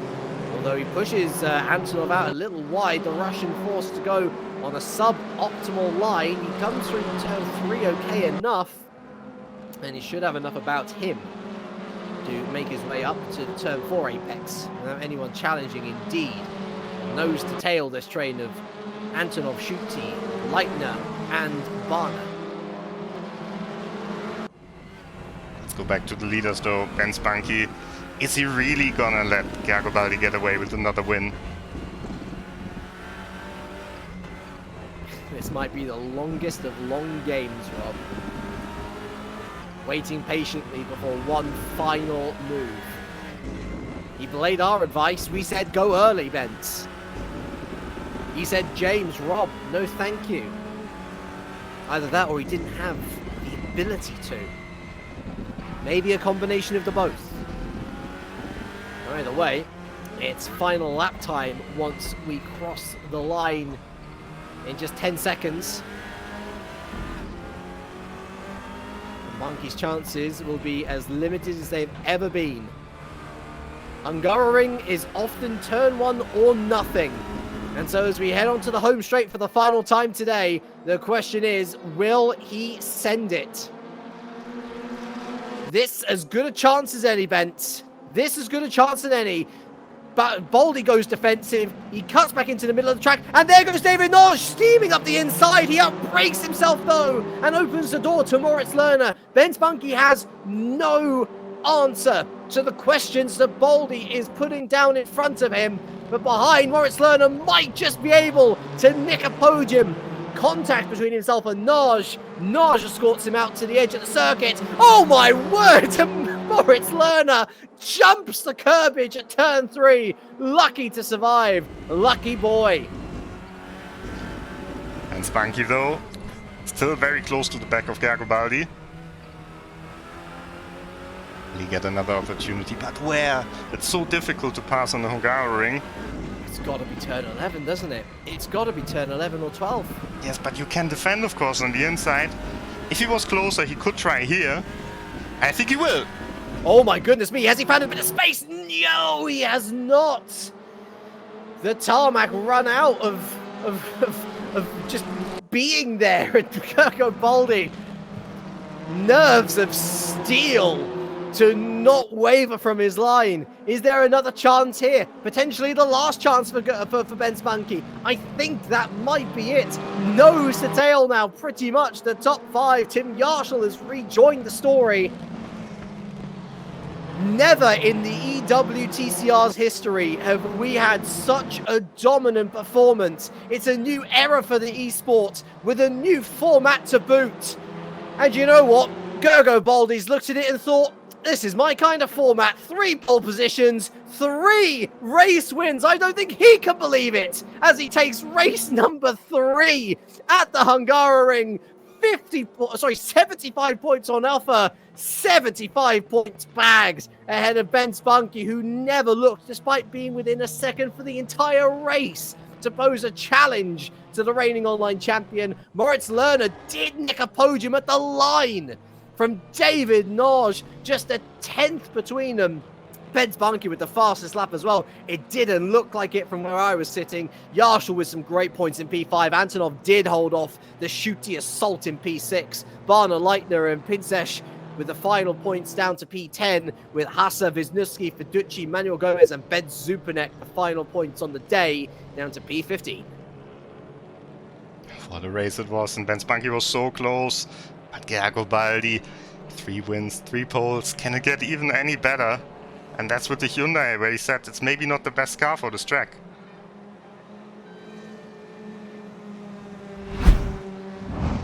So on the day then, Baldi with 3 wins, Naj and Banki with 2 podiums apiece. Wisniewski, who didn't even finish inside the top 10 in race number 3, with a podium himself. And Lerner, who was there pretty much all day long, finally picking up a podium for Alfa Romeo. I think that it was a choice that raised eyebrows, but a choice that has paid off, Rob, at least on the basis of the Hungaroring results. Yes, and that was the first round here at the Hungaroring. We'll of course get the updated championship standings in just a moment. Before that, maybe we can take a look at the calendar, see what's coming up next. And really a completely different track altogether. A favourite of ours here at the EWTCR, the Slovakia Ring on the 25th of October. So pencil it in. It's in a week, same time here on the on the RaceRoom Racing Experience channel. And oh, I love the Slovakia Ring. Much longer straight, so many more overtaking opportunities. And of course, we still got the likes of Motorland Aragon, the Nordschleifer, and then Circuit Zolder as well for the first time on the EWTCR calendar, rounding out the season. Yeah, and hopefully we'll see some real WTCR drivers taking part as well. Esteban Guerreri already mentioned that he would be interested perhaps in the last 2 races. Would get even more exciting than this time. And really, as a thought going into discussion of the points table, Rob, how ominous a thought it must be that Gergo Baldi wasn't expecting to do as well as he was going to do this season here than at other tracks. He picked up 3 pole positions and 3 race wins. I mean, that is a statement and a half. Yeah, perhaps he was sandbagging a little bit, but I don't think any of his rivals expected it either, because otherwise they would have probably chosen the Hyundai as well, but they didn't. And so here we are then, the points standings as we move out of the Hungaroring. Of course, provisional standings, given that the stewards could choose to add points penalties on at the end of this. I remember, of course, the shooty move actually at the beginning in race number 1. But Gergo Baldi, 75 points on offer, 75 points bagged. He's going to be ahead of David Naj, his stablemate, on 53. Ben Spunky with that podium moves up to P3. The 2 Williams boys of Lerner and Wisniewski are 4th and 5th. Shuti, Antonov, Yarshall, Pinsesh, and Martin Barner round out the top 10. But of course, with the Slovakia ring coming up, a very different circuit, a very different prospect for the drivers to face. A lot more overtaking opportunities, as I've said, which could lead to even better racing than we witnessed here today. We will see in exactly 1 week. I hope you tune in once again. Stay updated on the FIA WTCR website, where we will also publish the post-race report, maybe some incident reports as well. And of course, you can join the competition as well when you go on game.raceroom.com. Join for free, download the game for PC. Maybe you will qualify yourself. That's it from our side. Thank you very much for watching and see you in 1 week. Take care.